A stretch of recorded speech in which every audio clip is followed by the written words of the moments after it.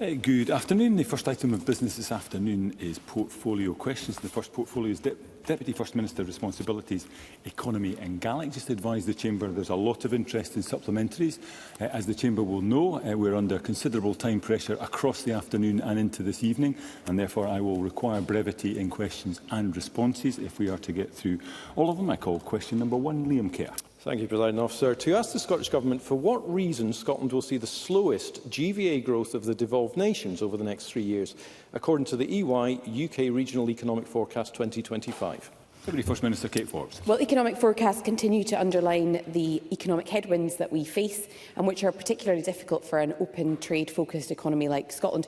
We have prioritised driving growth through investment, innovation and addressing economic inactivity with the limited powers at our disposal. But if I could choose one issue which I think directly answers the member's question, we do face distinct demographic challenges, and there is a strong need to boost our working age population to seize the significant economic opportunities that are available to us, which in turn drives GVA growth. Liam Kerr. Well, I thank the Cabinet Secretary for that answer, but interrogating the data shows that following 18 years of SNP, Aberdeen is projected to be the slowest growing city in the UK, with falling household incomes between 2025 and 2028. So, having hammered Aberdeen through a naive and ignorant presumption against oil and gas, an unevidenced LEZ, Scotland's highest tourist tax and a business rates regime which is killing Union Street, what exactly is this government actually going to do to reverse Aberdeen's suffering under the SNP? Deputy First Minister. Well, let's be very clear on a point of agreement that there are some significant economic challenges across our regions. The member will know that, particularly in oil and gas, where companies have unfortunately made a part of their workforce redundant, they have nearly always cited the adverse impact of the Energy Profits Levy. Now, if memory serves me right, I think it was his party that introduced it. And supplementary, Audrey Nicholl. Thank you. The Scottish economy is currently part of a UK economic model that is less productive, with lower national income per head and greater inequality than independent countries comparable to Scotland. This relatively poor UK economic performance was evident before Brexit, which has made the UK's economic prospects even worse. Can the Deputy First Minister outline how taking decisions in Scotland, combined with our economic strengths, will lead to better outcomes? Deputy First Minister. Well, the member is absolutely right to highlight those points. I mentioned in my opening answer that there are particular challenges around the working age population. And time and again, when I speak to businesses that are talking about their growth aspirations, they talk about the importance of securing the right skills. And that comes from, yes, investing in training and skilling of our population. But without expanding the working age population, it becomes a case of one employer taking skills from another employer in a circular way. So the point here is that without devolution of a more progressive approach to visas and immigration, those issues will remain. Question 2, Craig Hoy.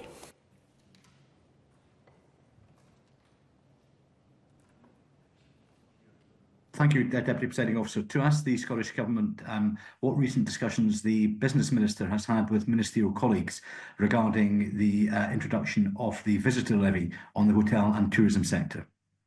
Minister Richard Lockhead. The Scottish Government recognises the importance of the visitor economy, and ministers, of course, regularly discuss how to grow the sector further. The Visitor Levy Act gives councils broad powers to shape a levy that suits local needs, benefiting communities, councils and businesses while supporting tourism at the same time. Some areas want greater flexibility, so we're exploring options, as the Chamber heard yesterday, to extend powers, allowing single or tiered flat rate models in addition to the current percentage-based approach. Tourism stakeholders are involved, and the Minister for Public Finance will keep colleagues updated as the work progresses. Craig Hoy.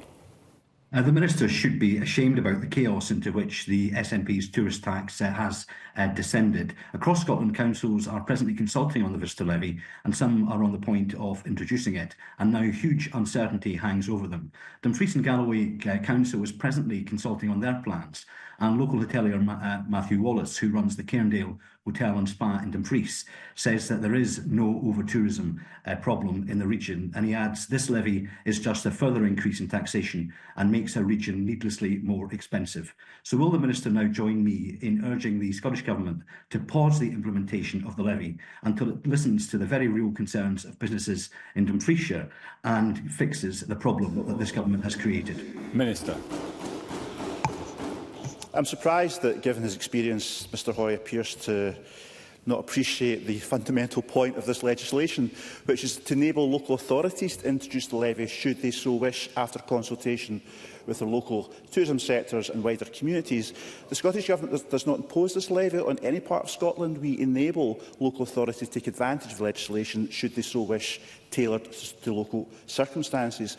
So if the member or his colleagues, and I know how valuable the visitor economy is to the south of Scotland, I've visited many times, and indeed it's going under a revolution in tourism at the moment, and it's a very positive story that they can tell, that he should make these representations to his local authority and they should be taking those concerns on board.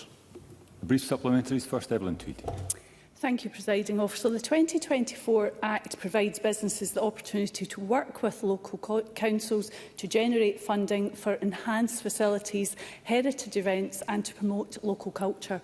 Does the Minister share my view that in many cases the visitor levy can enhance the visitor experience by making destinations more attractive and competitive? Minister.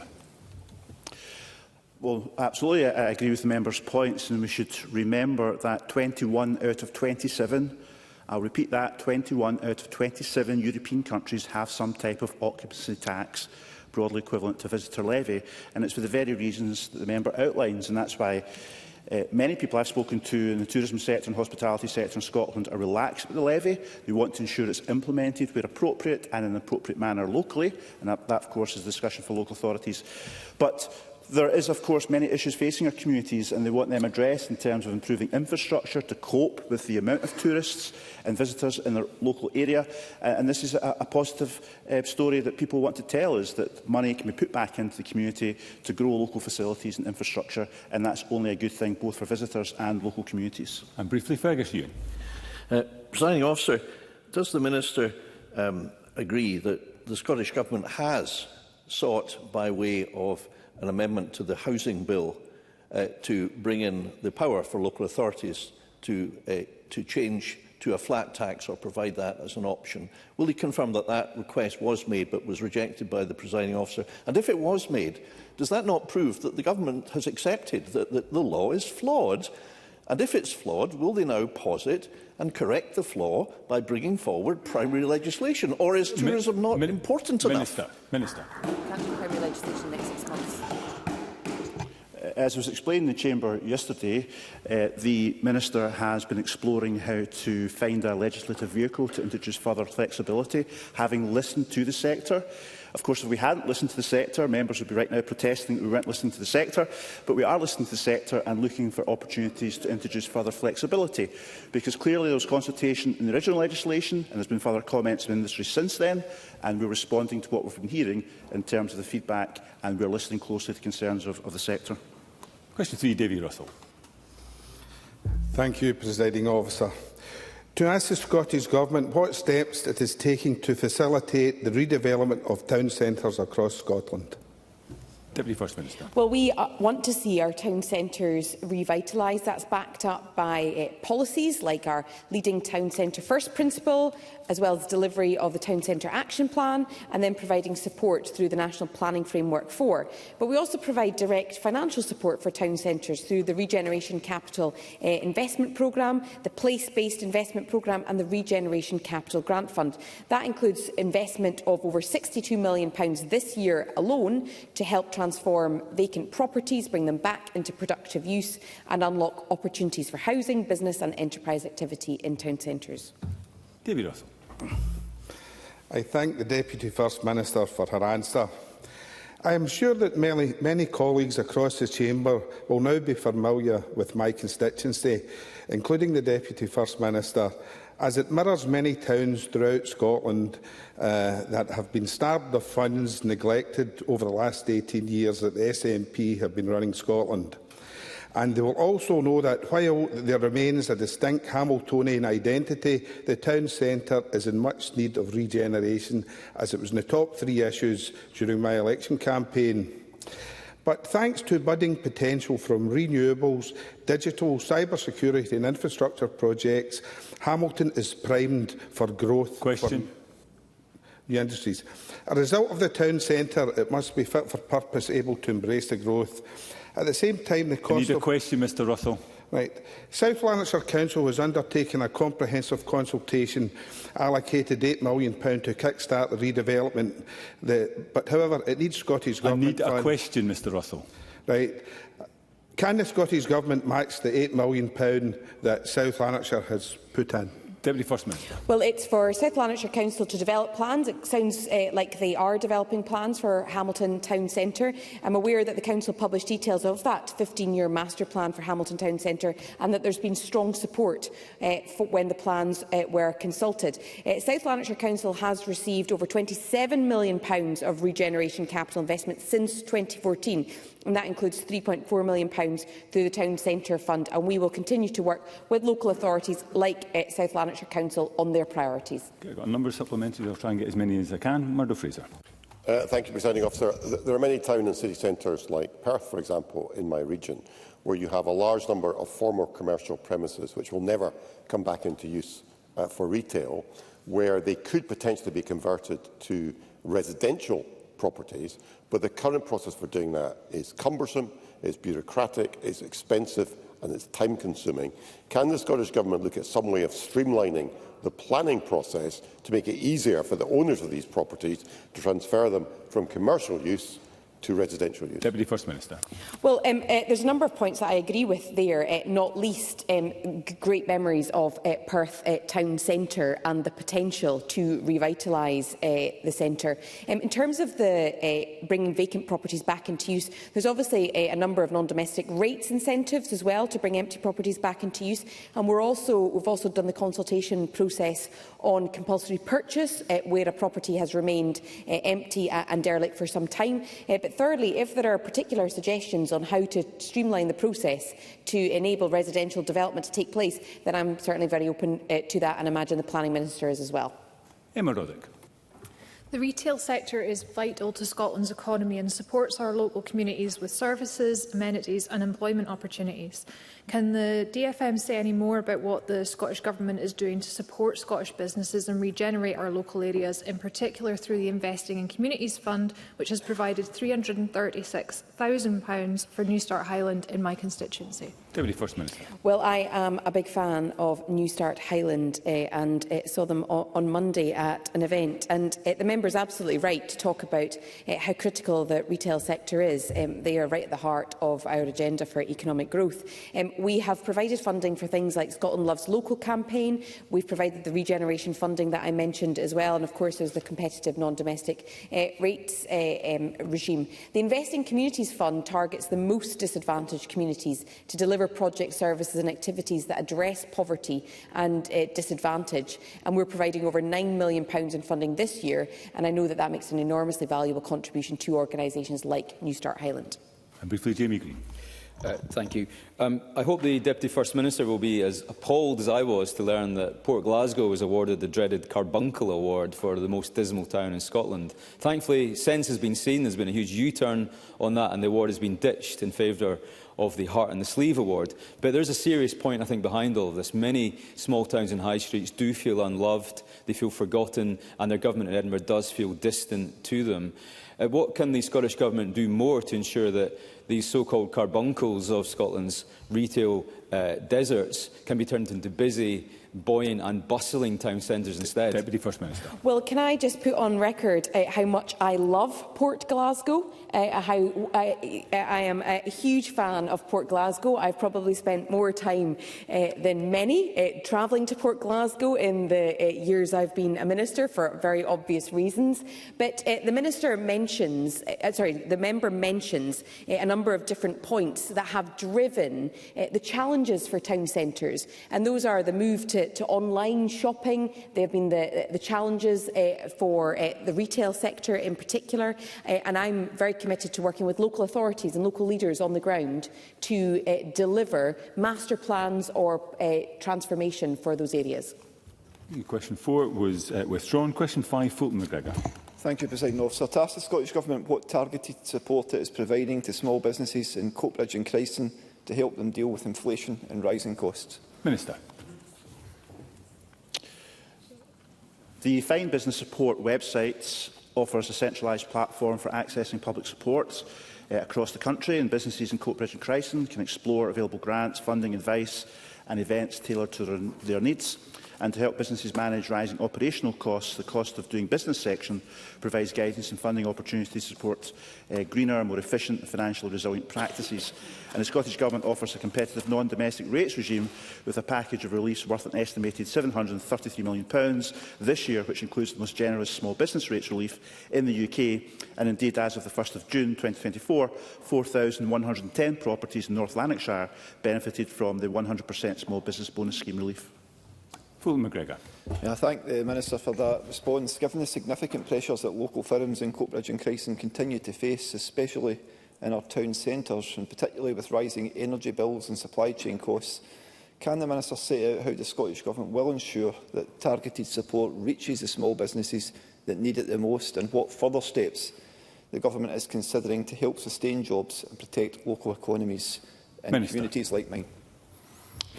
Well, I'm aware the Deputy First Minister, in her previous answer to another member, outlined some of the steps we're taking as a government. And of course, we will continue to support businesses and communities with that competitive non-domestic rates package. We've also allocated Scottish Enterprise over £236 million in the current financial year to support its work to deliver transformational projects across the country as well. And most recent figures show that they supported and helped create or safeguard over 15,000 real living wage jobs last year, which was the second highest in record. I would also urge the member to signpost his local businesses towards Business Energy Scotland, because he mentioned the rising cost of energy bills.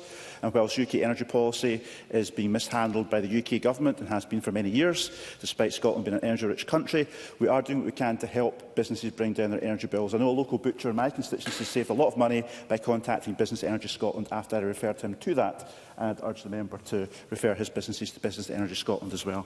Question 6, Annabel Ewing. Thank you, Presiding Officer. To ask the Scottish Government what its current priorities are for international trading links. Minister. Our export strategy, A Trading Nation, sets out the focus of our trading links, and this was updated and published on the 11th of September. Europe and North America remain key markets for Scottish exporters, and we're seeing increasing opportunities in the Gulf and in East Asia. And the creation of a special interest market category also enables our enterprise agencies to engage flexibly with fast-growing emerging markets such as Brazil, Mexico, Indonesia, Singapore and South Korea. And of course, the addition of Ukraine also empowers us to bolster trade with that country in their hour of need. Annabel Ewing. I thank the Minister for his response. He will be aware of the vital role that connectivity plays in international trade. I would ask the Minister, therefore, to clarify where matters stand with regard to getting the proposed Rosyth to Dunkirk ferry over the line, specifically with regard to what I understand is the key outstanding issue: what actions need to be taken by the Scottish Government and what actions require to be taken by the UK Government to allow Grangemouth to be designated on a temporary basis as a border control post for the purposes of freight being transported on this new ferry route. Minister.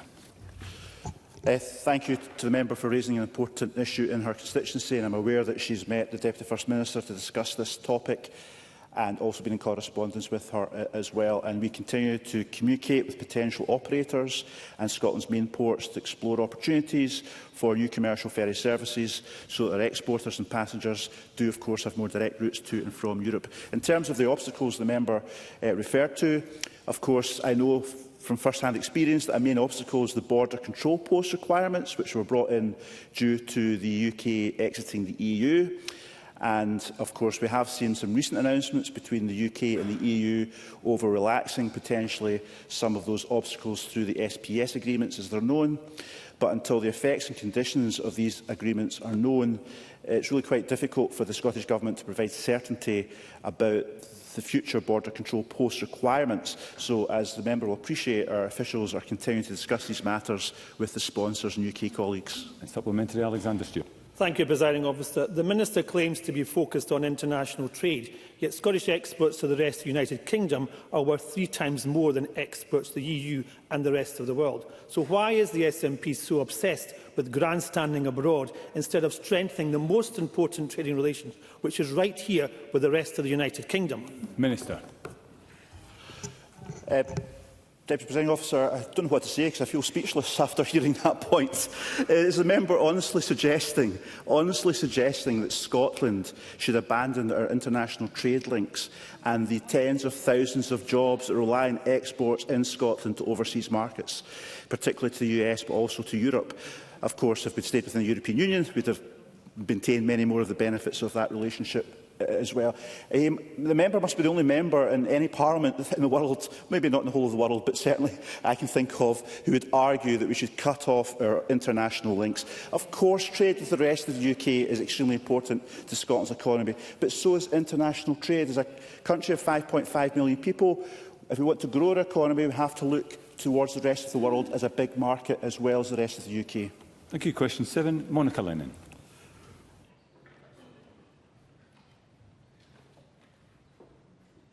Thank you, Presiding Officer. To ask the Scottish Government what discussions the Economy Secretary has had with ministerial colleagues regarding how the Glasgow City Region deal can support improvements to transport and connectivity across the region. Deputy First Minister. Well, we regularly discuss matters of importance with colleagues to ensure that we're securing strong economic growth, including with regards to transport investment. The Glasgow City Region deal is supporting a range of projects to strengthen regional transport and connectivity. Monica Lennon. I thank the Deputy First Minister for her answer and welcome that update. Residents in Lanarkshire are in favour of more action to make public transport more affordable and accessible, but they do not favour proposals by SNP Glasgow City Council to introduce a charge for drivers visiting the city. Does the Deputy First Minister agree with me that this policy would be the wrong direction, and will she and the Government accelerate plans to boost transport and connectivity investment to support people in Lanarkshire, not punish them? Deputy First Minister. Well, without wanting to comment on decisions that are rightly to be taken by local authorities, because I'm a strong believer in local decision-making, I do agree with the importance of integrated transport links and more and improved transport links, and ensuring that all part of the region benefits, including Monica Lennon's constituents in Lanarkshire.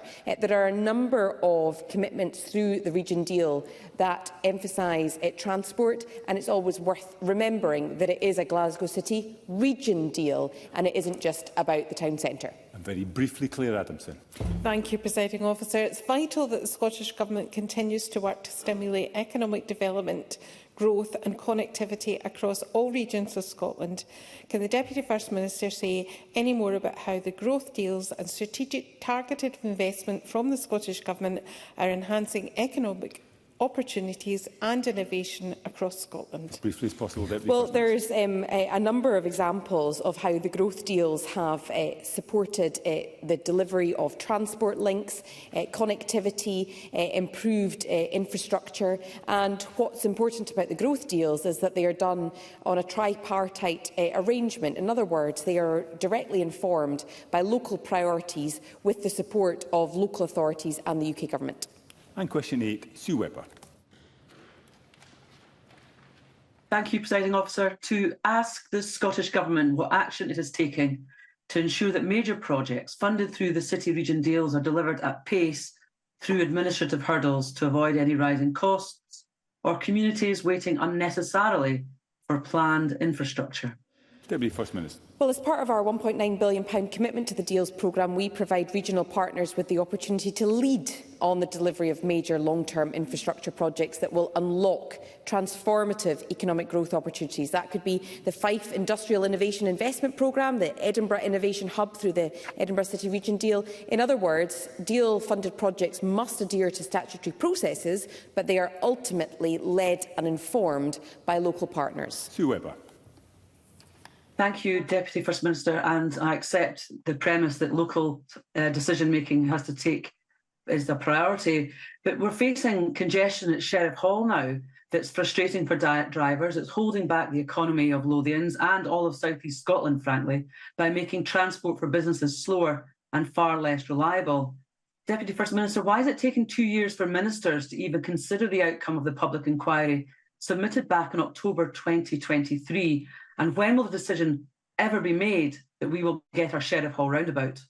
Deputy First Minister. Well, we are keen to see progress being made. There was over 1,200 items of evidence lodged for that public local inquiry. That indicates the extent of the interest in it, but that also needs rigorous scrutiny from technical and legal advisers, and they need to be separate from those involved in the promotion of the project. So consequently, only a small number of people working on the decision-making advice are there, and they are also the only people to be cited on the inquiry report, and we await advice on this from those officials.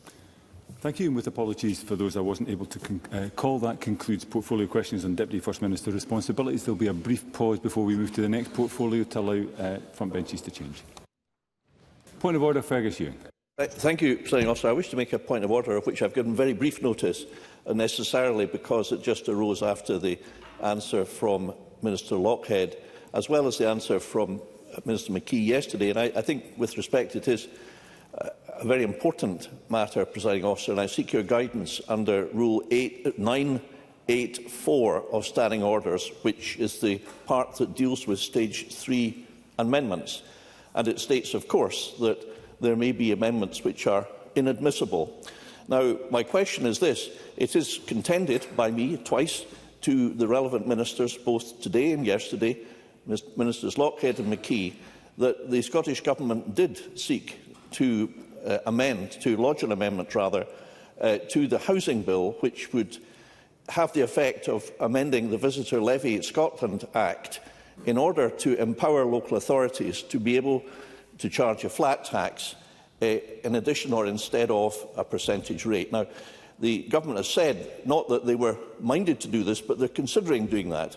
If it is the case, Presiding Officer, that they did lodge an amendment, then of course it's a matter of fact that they did decide that they wished to do it. They cannot then thereafter say that they're considering doing it. So my question is this, and I don't expect, Presiding Officer, that you would necessarily be able to give a reply now, because I do think it's a point of principle, one I certainly haven't heard raised in the Chamber before. What is the status of inadmissible amendments? If the Government lodges an amendment which is declared to be inadmissible, are the public ever entitled to hear about it? Are the Government required to publish it? I can't see any requirement under Standing Orders that they do so. But where, Presiding Officer, it's a matter of clear public interest, doesn't democracy require that the public and MSPs have a right to be told the truth? Was there an amendment or not? And if we can't be told the truth, Presiding Officer, is that not a very serious defect in the lack of powers in this Parliament democratically to hold our government to account? Thank you, Mr Ewing. As you'll be aware, the Presiding Officer did respond to a similar concern being raised yesterday. I will ensure that the comments that you have just made are further reflected on. If there's anything further that can be added, I will ensure that the Chamber is kept updated. With that, we move on to the next portfolio, which is Finance and Local Government. Again, the same provisions in terms of the time pressures we are under over the course of this afternoon and this evening. And with that, I call question number 1, Alexander Burnett. To ask the Scottish Government what analysis it has undertaken of the potential impact of the funding allocated in its budget 2025-26 on Aberdeenshire Council's ability to invest in local infrastructure and support economic development. Cabinet Secretary Shona Robertson. The 2025-26 budget provides local government in Scotland with record funding of more than £15.1 billion.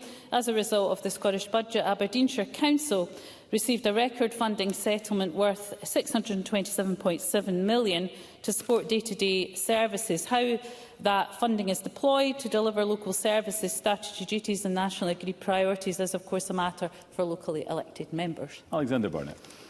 Well, it's clear from conversations with constituents that local services are their biggest priority, overstretched and underfunded by this SNP government, from potholes that won't be fixed, grit bins being removed and bridges closed, breaking communities in two.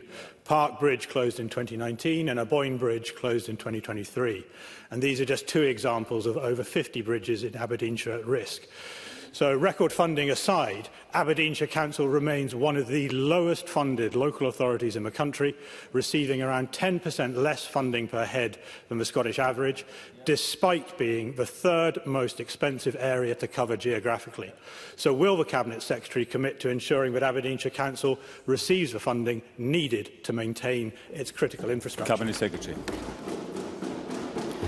Well, first of all, can I welcome the fact Alistair Burnett in his supplementary acknowledged that there was record funding for local government and for Aberdeenshire Council.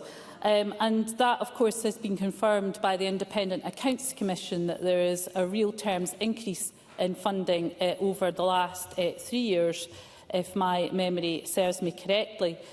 Now, it is up to each council to decide the infrastructure priorities that it takes forward, and of course we help with the capital allocations to local government, and of course they have the ability to borrow to take forward infrastructure investment projects. In terms of the funding formula that Alexander Burnett referred to, of course that is a funding formula agreed by the 32 local authorities through COSLA. It's not for Scottish ministers to change the funding formula. I suggest that he takes that up with COSLA.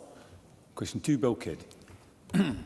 Thank you, Presiding Officer. To ask the Scottish Government what assessment it has made of the Empowering Communities programme, including the impact of the Investing in Communities Fund. Cabinet Secretary. So our Empowering Communities programme is a much valued mechanism providing funding to communities across Scotland to support delivery of regeneration. The programme covers a range of community funds and grants which build the capacity in our communities and deliver regeneration, including the Investing in Communities Fund. The funds and grants are routinely assessed through established grant monitoring and reporting processes to understand their impact. Bill Kidd. I thank the Cabinet Secretary for that reply. The impact of the programme, in particular the Community Fund across Scotland, has been a huge success story, and no more so than in my constituency of Glasgow Anniesland, where Kingsway Community Connections' proud, capable, confident programme received over £280,000 of funding to build social capital within the community and has become part of the heart of the community.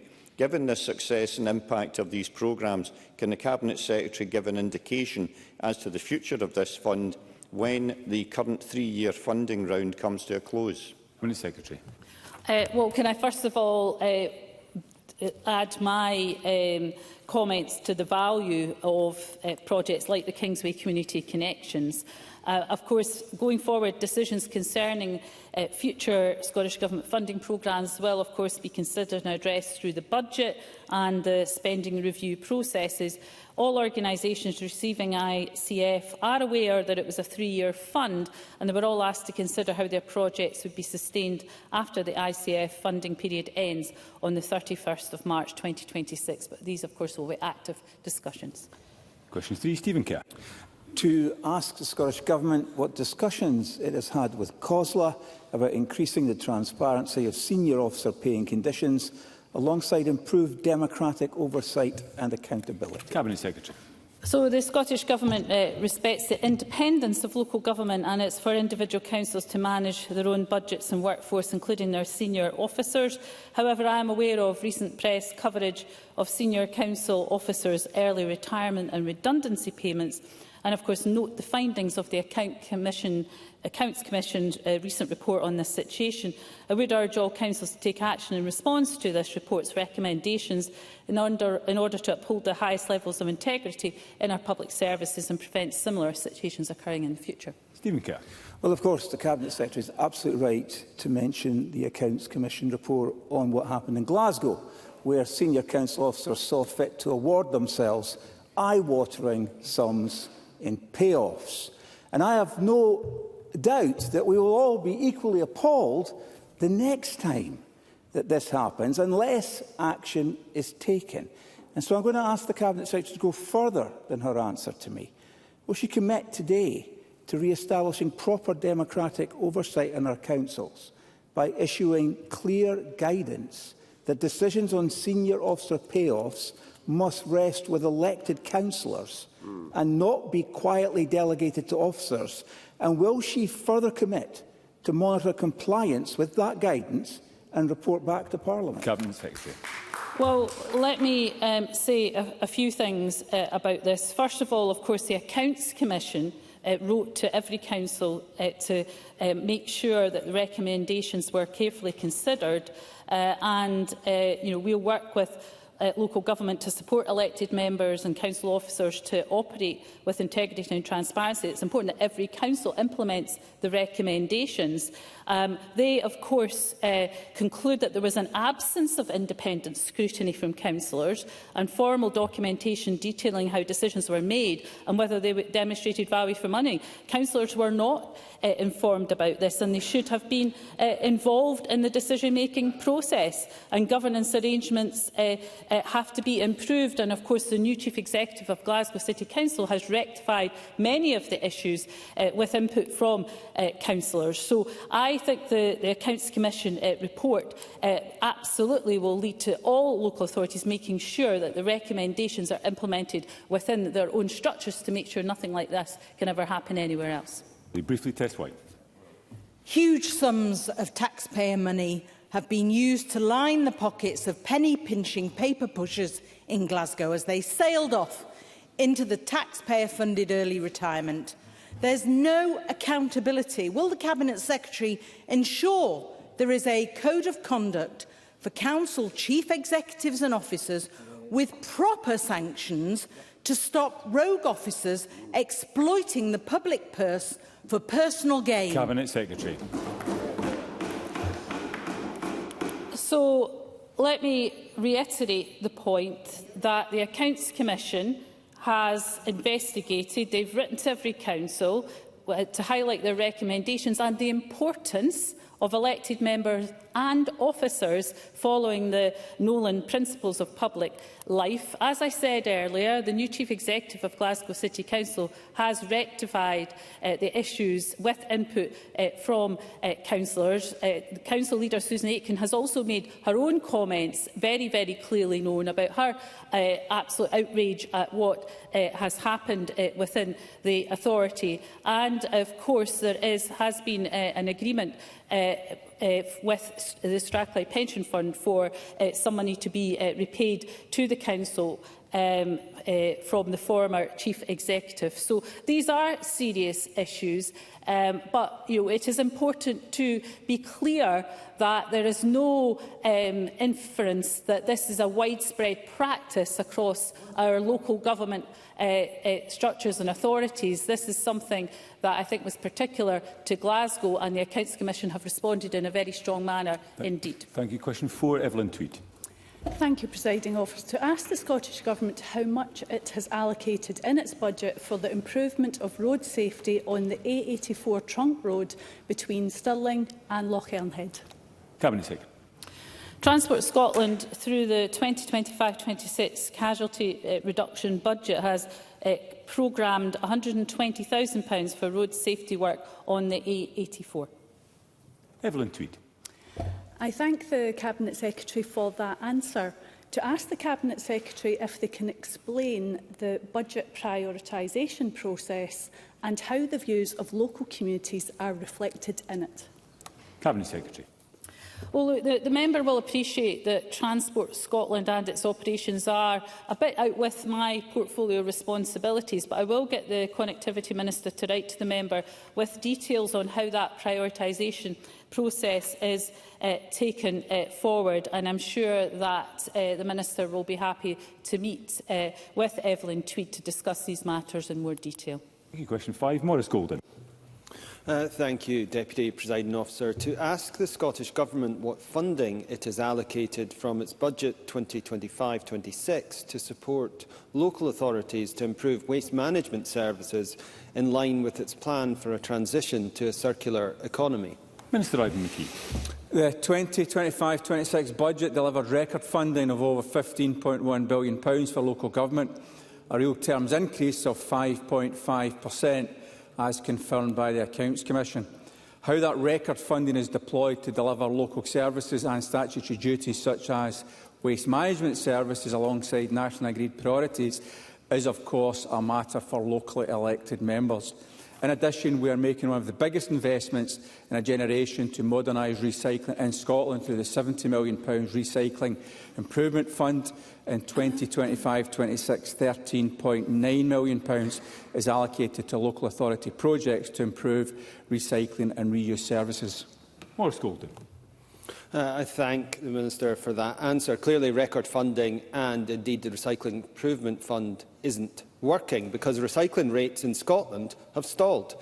The 2013 target still hasn't been met, more than a decade on. So there's clearly a need for sustained support to help councils make the progress that is required. Does the Minister agree that ring-fencing extended producer responsibility funds for recycling infrastructure could provide a stable, long-term solution, one that can also deliver wider investment and new jobs across Scotland? Minister. The fund that the member refers to is, of course, managed by the UK Government, who allocates that money directly to local authorities, and we're engaged with COSLA and with UK Government on how that is operating. But as I said, we are not responsible for the collection or management of that fund. And in terms of the statistics, we've seen a reduction of 61% since 2011 on the amount of Scottish waste landfill. The recycling rate in Scotland at 62.2% in 2023, so significant progress, and we are seeing only around 14% of the waste that we produce is processed elsewhere. So yeah, we are making progress, but we absolutely recognise there is more work to be done in this area. Briefly, Sarah Boyack. Thank you, Presiding Officer. Key to delivering a circular economy locally and creating jobs would be setting targets for reuse. Spain, Portugal, France and Belgium are now making progress, so will the Scottish Government set a target for reuse and support local authorities with advice and finance to actually deliver that? Minister. Well, as I've already indicated, in terms of funding for that, our Recycling Improvement Fund has already allocated over £66 million to 48 projects in 27 local authorities to deliver more frequent recycling collections and boost Scotland's capacity to recycle problematic materials like plastic film. We're also the first government in the UK to commit to action on single-use vapes, and from the 1st of June 2025 they can no longer be stocked or supplied in Scotland. So we are absolutely taking measures to make a difference, and the numbers demonstrate we are making progress. Question 6, Christine Graham. And thank you very much, Deputy Presiding Officer.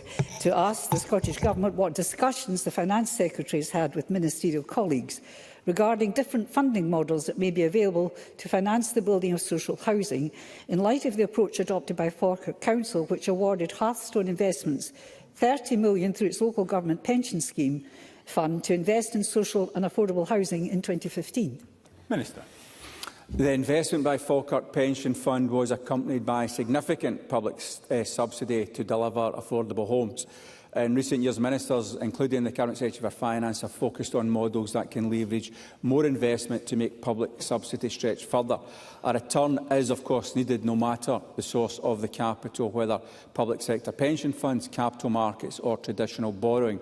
In housing, recent market testing for our new fund for mid-market rent has shown strong demand and will be able to build on the investment that has already been secured, including from public and private pension funds through similar routes. Christine Graham. I thank the Minister for his answer. Notwithstanding it will need some public funding, I put this proposal, because it's my understanding that the total of the local government pension fund amounts to almost £68 billion. That's 140% of what is required to service the pensions. Does the Minister agree with me that 40% surplus, that's just under £20 billion, at the very least, could be invested in building social housing for rent, which is both an ethical investment of local government pension funds and, importantly, contributing to reducing those council waiting lists for housing? Minister. I think the member is absolutely right to raise that issue. We'll know that that number of 68 billion in Scottish pension funds pro rata is significantly higher than the situation across the UK as a whole, and Scotland's 11 local government pension schemes are in a strong position. I met with local government pension schemes and others just last week to press the case for them to invest more of their resources into housing and other infrastructure opportunities to help support Scotland's economy. The Deputy First Minister is leading on that work overall to attract more investment into Scotland's economy so that our performance in capital investment can match a very successful performance in attracting foreign direct investment. It's something we'll continue to do, but I'll go back and reiterate the point that to build affordable housing, no matter the source of the capital, significant public subsidy is also, of course, required. Question 7, Alexander Stewart. Thank you, Deputy Presiding Officer. To ask the Scottish Government what assessment it has made of whether its current above-inflation public sector pay deals have appropriate contingencies in place in light of recent rises in the Consumer Price Index and reported concerns regarding inflation. Cabinet Secretary. So pay costs are managed in line with the Scottish Government's wider financial management approach, which reflects the requirement to balance its budget in year. This means that spending must not exceed income in any financial year. To manage the impact of additional pay costs, Cabinet Secretaries are responsible for setting and managing their portfolio budgets in year, including pay, and we remain focused on delivering fair pay while ensuring the public pay bill remains fiscally sustainable. Alexander Stewart. Cabinet Secretary. Does the Cabinet Secretary accept that prioritising above-inflation pay rises can fuel further inflation, whilst at the same time draining funds from vital areas such as social care and capital expenditure? Consistently going above pay policy makes unions more likely to push for even higher settlements. Isn't it time that the Scottish Government was honest about trade-offs instead of pretending that there is a limitless supply of money from the taxpayer? Cabinet Secretary. Well, first of all, it's interesting that Alexander Stewart mentioned social care because, of course, we have supported pay with the social care workforce in order to try and ensure that we can recruit into the social care workforce to look after our growing elderly population and those who need that level of support. So it was a very interesting example for Alexander Stewart to use. Of course, we have set out the requirement for multi-year pay deals, which is important because it then allows us to have certainty and to reduce the risk of any industrial action, which of course brings its own huge costs. And through those multi-year pay deals, we are able to take forward the important reform work that, of course, Ivan McKee is leading on through the public service reform strategy. Okay, question 8, Stuart McMillan. Thank you, Presiding Officer. To ask the Scottish Government what recent discussions it has had with the UK Government regarding the next UK budget, which will be delivered on the 26th of November. Cabinet Secretary. So I met with the new Chief Secretary to the Treasury, James Murray, on Monday, where I impressed on him the need to prioritise investment in public services, infrastructure and support for the most vulnerable in society in the UK autumn budget. I'll have further conversations with him next month. It's vital that the UK budget delivers the funding that Scotland needs. Stuart McMillan. Thank the Finance Secretary for that reply, and I note that the slashing on capital spend is forecast from the UK Government, which was contained within the Scottish Government's medium-term financial strategy. Can the Finance Secretary please advise what impact this will have on the Scottish Government and also local authorities who actually do want to invest in public services and also public infrastructure in Scotland? Cabinet Secretary. So the UK spending review does mean that Scotland's capital block grant will reduce by 1.1% in real terms between 2025-26 and 2029-30. This is compounding by the historic real terms cut to our block grant by the previous UK Government and, of course, sustained high levels of inflation. Work is underway to develop the next multi-year Scottish spending review and infrastructure pipeline. Difficult decisions will need to be taken to reprioritise our capital programme to ensure that it's deliverable, fiscally sustainable and that drives progress against our priorities. Thank you, Cabinet Secretary. That concludes portfolio questions on finance and local government. I am minded to suspend briefly as we are missing a couple of colleagues for the next item of business.